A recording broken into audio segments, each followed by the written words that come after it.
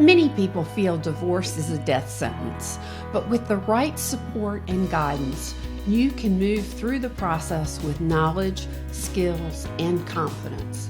It can also be a time of growth and progress. As a divorce and empowerment coach, I'm an invaluable member of your divorce team. I help you understand and navigate the process, come to terms with your emotions, avoid costly mistakes, learn skills to help you communicate and negotiate, find your true voice, and create an empowered life post-divorce. If you're interested in learning more, schedule a free consultation at herempowereddivorce.com.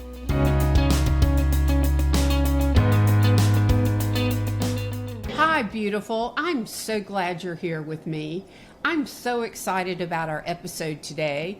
My guest is Andrea Shink. Andrea is a certified divorce real estate professional. And if you'd listened to one of our prior divorce expert series, you'd learn that a CDRE, or Certified Divorce Real Estate Professional, is an intensely trained specialist in selling your home in a divorce. Andrea is going to talk with me today about all things related to the real estate, assets, and divorce, as well as the market. Hi, Andrea. Thank you so much for being my guest today. Hi, Beverly. Thank you so much for having me. Oh, I'm really excited about this topic. I know for many of my clients, the house is such a big topic, both emotional and financial. Yeah. Exactly. Especially for women, it's not just the financial piece in the home. It's where we raise our children. It's where we make our family. It's where we set up our home. And so it does carry a lot more. It's where the woman has decorated and really put blood, sweat, and tears into it for so long. And it can be very, very taxing and emotional when it comes down to this piece of the puzzle. Absolutely. I think of it as a financial and an emotional asset. Correct. In that. It's true. Could you go over just briefly for the audience, how is the process different when you're selling a home during divorce? So from a functional standpoint, it's very similar.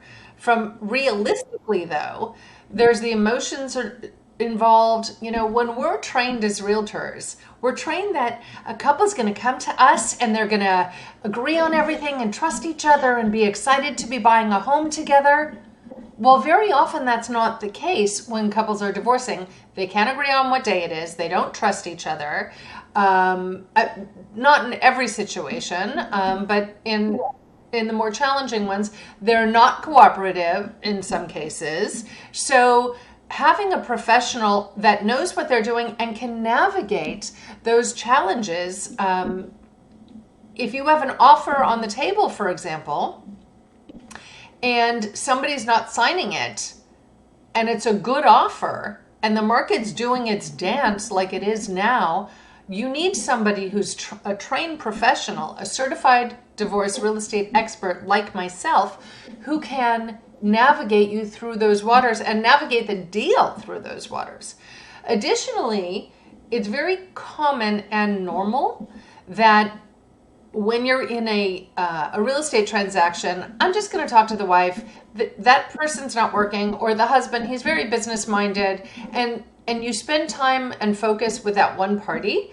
The other one feels left out and like something may be going on behind their back, and that's not a good place to be. So again, as a CDRE, I'm a trained neutral, and the average realtor doesn't know a thing about that. Exactly. Yep. I totally agree. Now, the market seems to be playing ping pong lately. How has all the changes impacted divorcing parties? Excellent question. So a couple things. Gosh, so many places to go with this one. So what's happened, so I'm in the Los Angeles, West Side, Beverly Hills, West Side to Malibu, parts of the valley. So in my corner of the universe, we still have a fairly low inventory. Today is the end. It's the end of April. On the first of the month, every month, I pull my numbers and I'm looking at the absorption rate, and our inventory is still very, very low. So that's keeping prices strong. I had a sale. I had 3 bidders last week on a property. So that tells me the market's still strong. I just saw a statistic that purchase applications for mortgages are up over the last several weeks. So people are adjusting to the idea, you know what, these are the rates that we have right now. And if I need to buy a house, this is how I'm going to do it. That's the other important piece is interest rates, let's call it a year ago, were half what they are today. Half. That heavily impacts a lot of things. It impacts the buyer and how much they can pay for your home. It also, importantly, in a divorce case, it impacts a buyout. So if you're thinking about doing a buyout, the first recommendation, or you called it an actionable tip, is get pre-approved and get that process started early, as early as you can in the process. It is a little bit of hoops to go through. There's something called a CDLP, Certified Divorce Lending Professional. I do not do that, right? So those people are trained on how to get you, as a divorcing party, pre-approved to do a buyout or to do a purchase or whatever it is. And there are different hoops that you need to jump through in a divorce that are different from a regular purchase. So speak to them early so you can get yourself prepared. So that's actionable tip number 1. Are you just involved with the sale of the house or also the buy of a new house? Good question.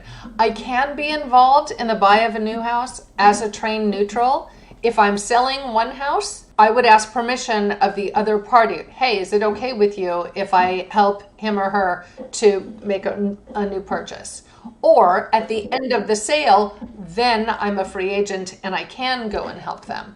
But generally, my job, how I earn a living, is managing the sale for both parties as a neutral and getting them to the finish line. I actually have this is very sweet, and it's not always the case. I have a sale closing today, and they were packing up and cleaning up. And as one of them was walking out the door, he said, "I love you." And she said, "I love you." And they're parting ways. But that's not always the case. Oh, no, definitely not. Yeah. Sometimes you have it where one says it and the other one doesn't. Right. I think most women now understand the value of a CDRE. Oh, good. So how do they find CDREs in their neck of the woods, if you will? Good question. So we do have a website that you can go to. I want to say we're in about 35 states, but I could be wrong.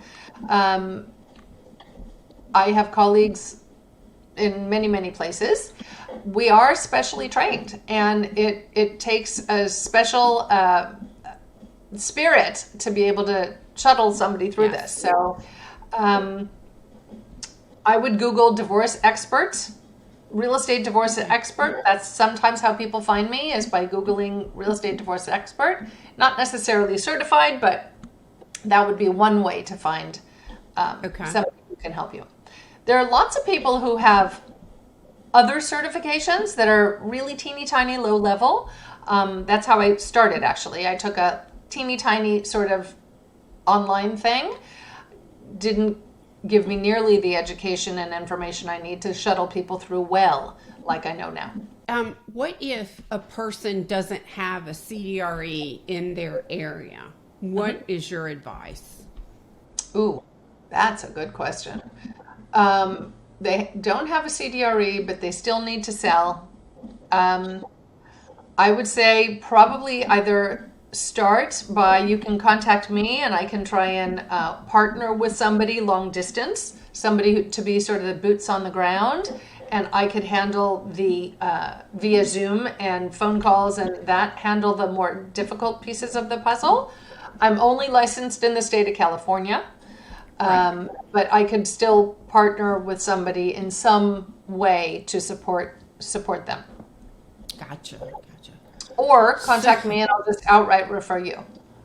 Okay. Yeah. So many women want to keep the family home. You know, we've talked about there's such an emotional attachment, there's the financial attachment. What are the issues that come to play, both emotionally and financially, in that thought process? Okay, so that's a good question. So I mentioned the first is getting pre-approved. So here's part of the challenge is the market, say in the last 5 years, has really gone up. And interest rates have really gone up. So doing the buyout is going to be more difficult or could prove to be more difficult.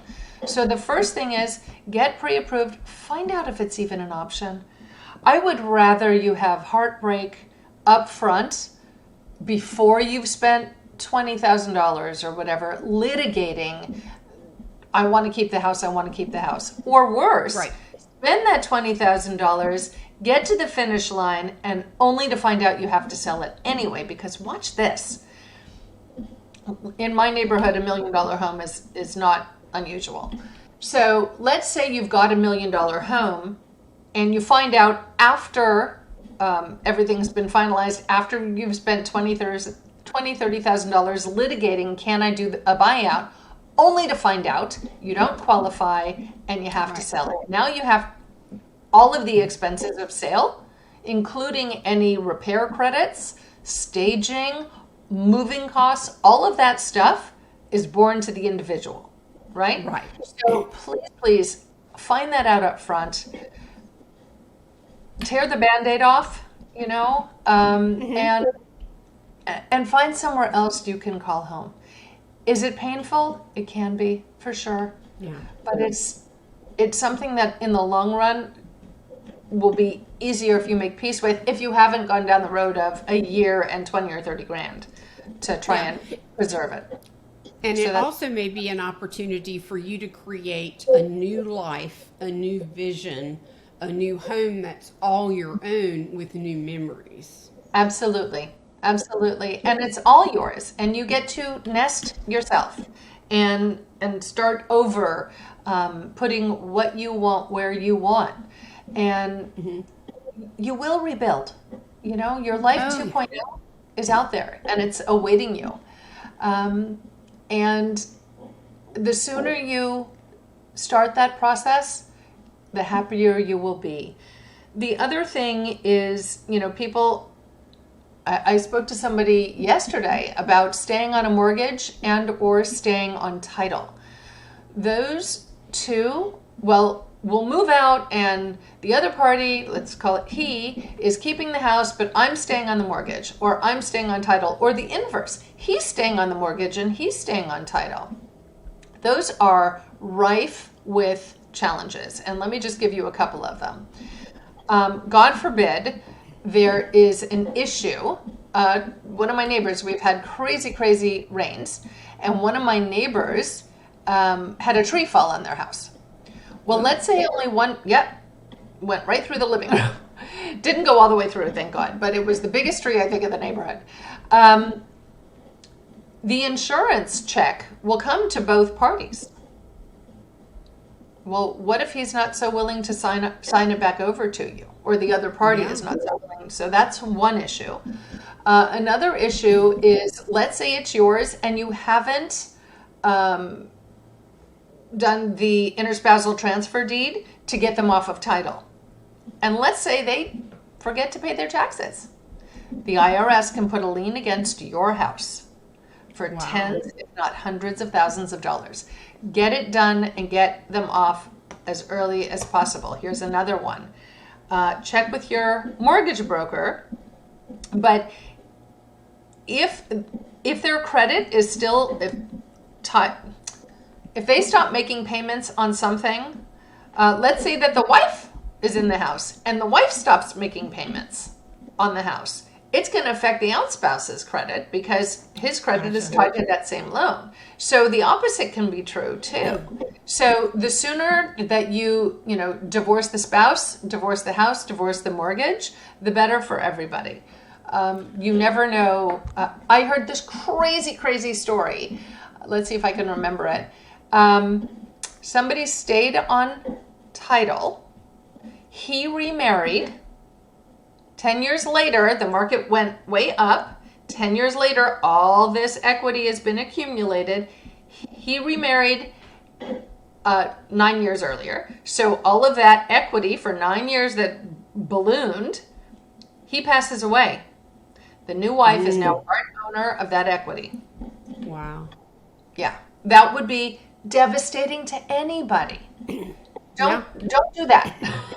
And unfortunately, attorneys are wonderful. They're great at what they do, family law attorneys, but not everybody in family law is an expert in real estate and the pitfalls and where the landmines lie. Many people feel divorce is a death sentence, but with the right support and guidance, you can move through the process with knowledge, skills, and confidence. It can also be a time of growth and progress. As a divorce and empowerment coach for over 25 years, I'm an invaluable member of your divorce team. I help you understand and navigate the process, come to terms with your emotions, avoid costly mistakes, learn skills to help you negotiate, find your true voice, and create an empowered life post-divorce. If you're intrigued and want to learn more, schedule a free consultation with me at herempowereddivorce.com. And now let's get back to the show. Well, why would somebody leave them on title or leave them on the mortgage? Good question. So sometimes, let's go back to doing a buyout. Sometimes one party won't qualify. Sometimes on their own. We'll wait until, I heard somebody yesterday say, husband wants to wait until the market gets better. Well, who defines that? Mm-hmm. Right? So, and how long does it take? It could take years and years, right? Well, let's wait until the interest rates go down. Down to what? And who defines that, right? So it's rife with problems. Wow. Yeah. What precautions should you take in the sale of your home when you're divorcing? Precautions? Mm-hmm. Tell me more. Are there any things to really look out for that might cause a problem that you need to think about? Okay. So now I understand.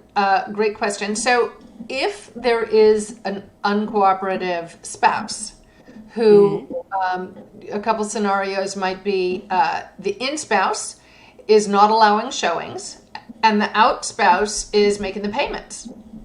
Gotcha. Well, in-spouse is living there for free, right? And either they won't allow showings or oftentimes they aren't really good at keeping the house up. They don't make the bed. Right. There's piled up dishes. It smells like animal business all over the place. So that's going to deter buyers. It's going to bring the value down. Oftentimes we see this if somebody doesn't want to move or sell or, revenge perhaps. Yes. Or if they're trying to do a buyout and bring the value down. So you might see that there. So the best thing that you can do is have a realtor like myself, a certified divorce real estate expert, can be appointed to the case by the court. And now I've been appointed. I have a duty to the court. I have a duty to convey information if I'm not getting cooperation. Also, when you're having your stipulations drawn, have time frames in there.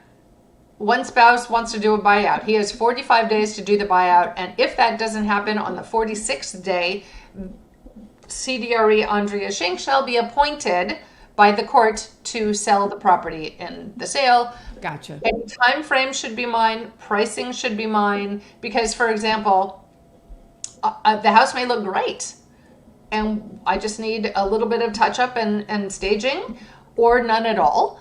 Or the house may look like a wreck, and I need a lot of work done, and all of that stuff takes time and effort and money.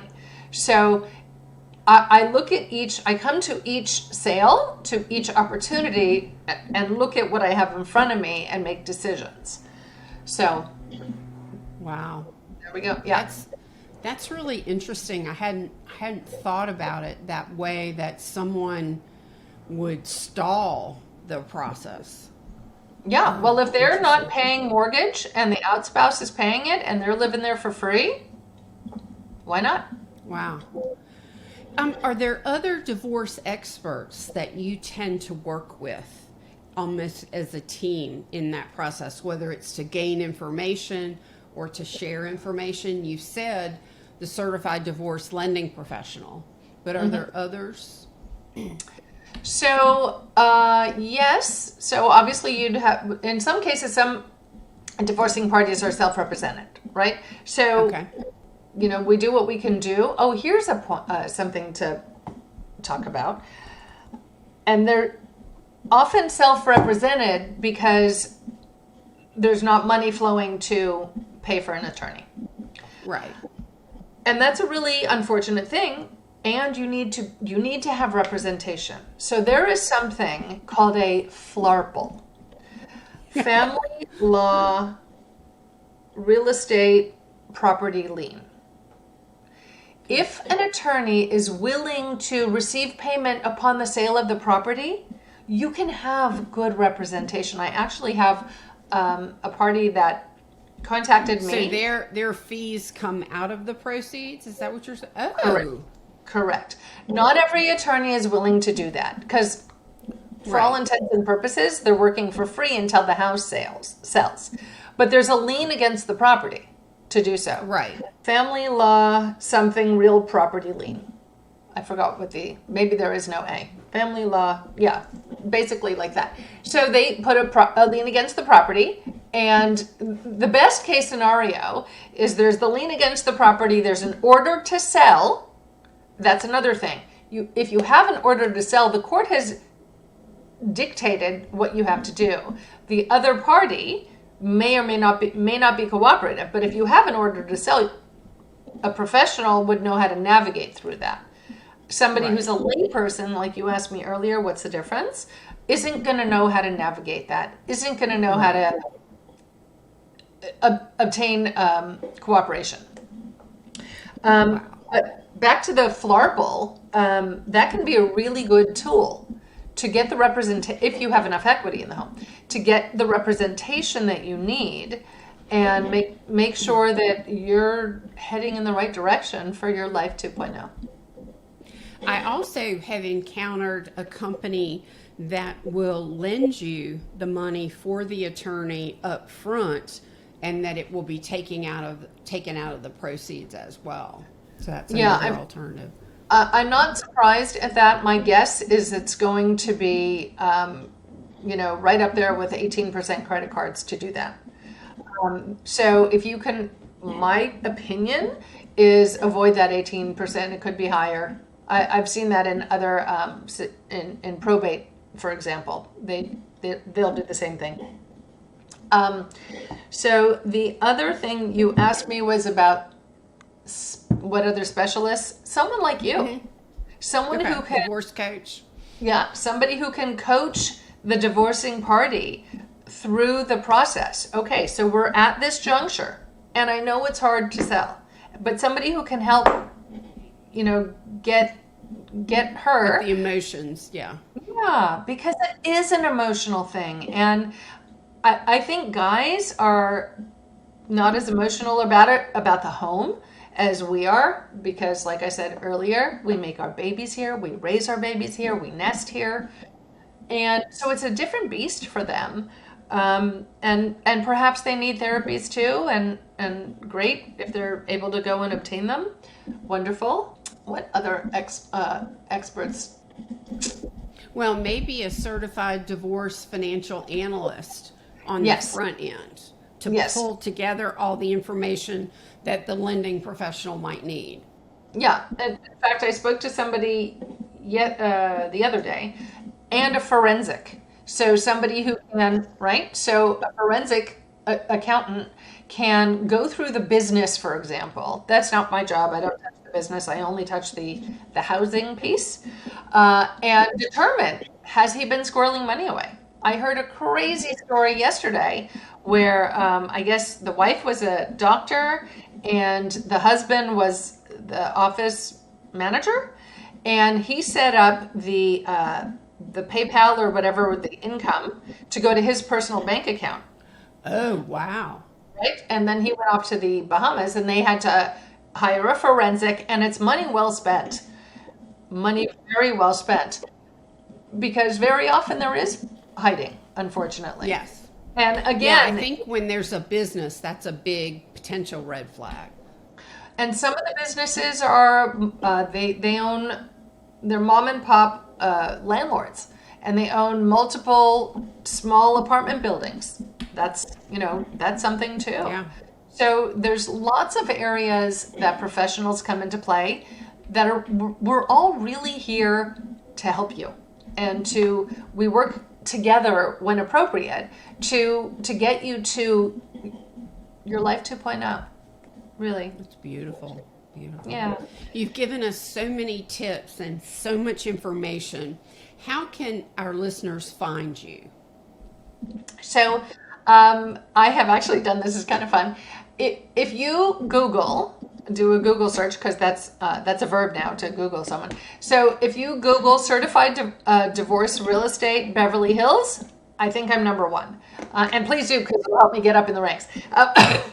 Shameless plug there. And my real estate, my website is Andrea Shink, shink.com. You can go and read my divorce resources page. You'll find out a lot about whether it's me or anybody else you might be interviewing, what you should be looking for, and what kind of questions to ask. It would be great for me and better for you. Absolutely. Do you have anything else to share that I've left out? So I think, good question. I think take a deep breath, and, Rome wasn't built in a day. It's a long process. Life 2.0 is going to be better than you realize. I realize I might sound like you, but it will all come out good in the end. It might be painful through the process, and when you're going through hell, really keep going. Yeah. Don't stop in the middle, just keep on going. So yeah, I like to say, don't stop before the miracle happens. Very good. I love it. Thank you so much for being my guest today. You're really amazing, and your information is so on point. Thank you. I really enjoyed it. All of Andrea's information will be available in the show notes along with mine, and you can find them at herempowereddivorce.com on the podcast page or wherever you listen to podcasts. Plus, the video version is also on YouTube. In any case, please subscribe and leave us a review. And if you have ideas for future episodes, please submit them via the contact page on my website. Thank you so much for being with Andrea and myself on this episode of Her Empowered Divorce. Join me for our next one, where we'll dive deeper into other topics and information that will help you on your separation journey. Remember, you can see even more podcast episodes on my website as well. Thank you and take care.